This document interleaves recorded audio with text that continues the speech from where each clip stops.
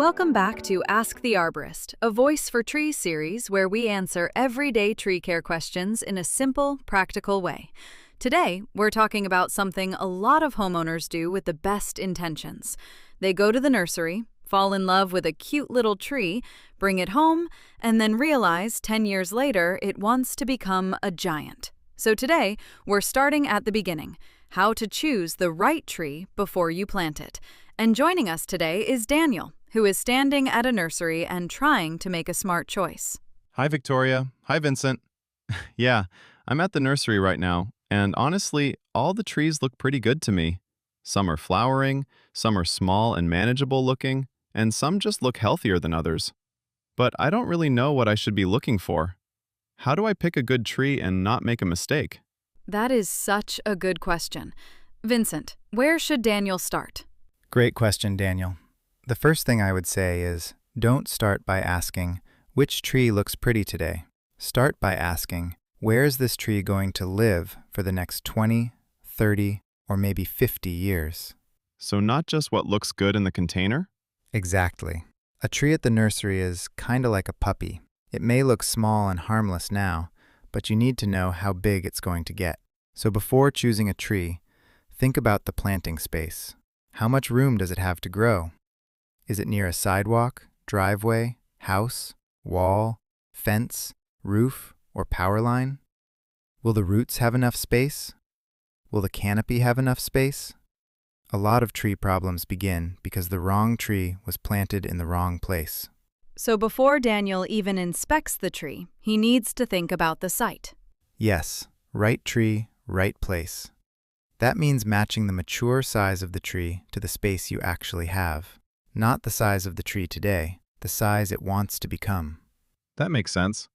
So let's say I have a spot in my front yard. It gets a lot of sun, and I want something that gives shade but doesn't destroy the sidewalk. What should I ask at the nursery? I would ask a few basic questions. How tall will this tree get at maturity? How wide will the canopy get? How aggressive are the roots? Is it appropriate for our climate? How much water will it need once established? Does it tend to have weak branch attachments? Does it drop a lot of fruit, seed pods, flowers, or messy debris? And I'd also ask if it does well in your specific area. San Diego has a lot of microclimates. A tree that does well near the coast may not love a hot inland yard. That's an important point. San Diego isn't just one growing condition. Exactly. A tree in La Jolla, Scripps Ranch, Poway, or El Cajon may experience very different heat, wind, soil, and water stress. Okay, so I should think about the site first. But once I find a tree species that seems right, how do I know if the actual tree in the container is healthy? Now we're looking at tree quality. First, look at the trunk. You want one strong central trunk if the tree is supposed to have a central leader. Avoid trees with major wounds, cracks, sunburn damage, or large broken branches. Then look at the branch structure. You don't want a tree with several large branches all coming from the same spot, especially if they form tight V-shaped angles. Those can become weak attachment points later. So I shouldn't just pick the fullest looking one? Not always. The fullest tree at the nursery may look good today, but structure matters more than instant beauty. A tree with good structure may look a little less dramatic in the container, but it can become a stronger tree over time. That's a good reminder. The best tree may not be the flashiest tree. Exactly. What about the leaves? Should I look for dark green leaves? Leaves can tell you a lot. Look for leaves that are appropriate for that species and season. Avoid trees with a lot of dead tips, wilting, yellowing, heavy pest damage, or signs of stress. But also remember, leaves are only part of the picture. A tree can have nice leaves and still have root problems in the container. And that brings us to a big one, roots. Yeah, I've heard people talk about circling roots. What does that mean? Great question. When a tree grows too long in a container, the roots can start circling around the inside of the pot. Instead of growing outward into the soil, they wrap around. That can cause problems later because those roots may continue circling after planting. Over time, they can restrict the trunk, reduce stability, and affect the tree's health. Can I check that at the nursery? Sometimes, yes. You can ask nursery staff if the tree can be gently slipped out of the container so you can inspect the root ball. Not every nursery will do that, but it's a reasonable question. You're looking for roots that are not heavily circling, kinked, or matted around the edge.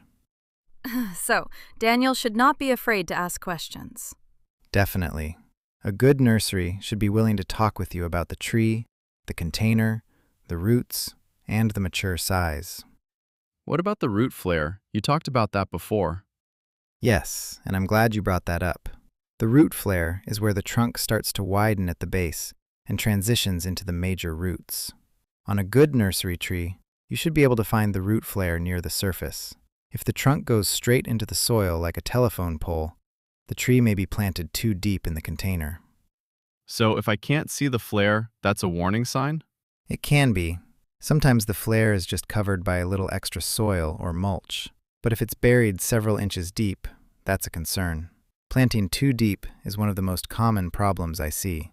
So if the tree is already too deep in the nursery container, you need to be careful before bringing that problem home. So the tree may already have a planting problem before it ever gets planted in the yard. Exactly. That's kind of scary. I never would have thought of that. Most people don't, and that's okay. The goal isn't to make tree buying stressful. The goal is to slow down and choose wisely. What about trees that are staked at the nursery? I see a lot of trees tied tightly to stakes. Good eye. Nursery stakes are common, but the tree should not be completely dependent on the stake forever. If the trunk is very weak, floppy, or unable to stand at all without support, that's something to look at closely. A young tree should have some movement. That movement helps it develop trunk strength. So we don't want a tree that has been treated like it can never stand on its own. Exactly. A little support can be helpful early on, but too much support for too long can create a weaker tree. Okay, let me see if I have this. First, I think about where the tree is going. Then, I ask how big it gets. Then, I look at the trunk, branches, leaves, roots, root flare, and whether it's been staked too tightly. That's a great summary. And I would add one more thing. Don't rush. Buying a tree is not like buying a small seasonal plant. A tree is a long-term decision.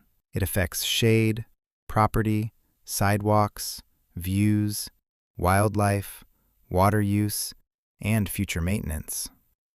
That makes the choice feel more important, but also more meaningful. Absolutely. When you choose the right tree for the right place, you're not just buying a plant. You're investing in something that can outlive you, cool your home, support wildlife, and make the neighborhood better. I like that.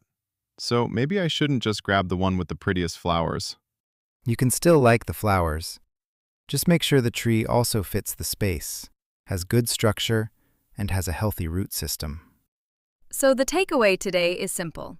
Before you buy a tree, think beyond how it looks at the nursery. Think about where it will live, how big it will get, and whether it has the structure and roots to grow into a healthy tree. Daniel, thank you for joining us today. Thanks, Victoria. Thanks, Vincent. I'm definitely looking at these trees differently now. That's the goal. Choose carefully now, and you can prevent a lot of problems later. And in the next episode, we'll take the next step. Once you've chosen the right tree, how do you actually plant it the right way? Thanks for listening to Ask the Arborist from Voice for Trees,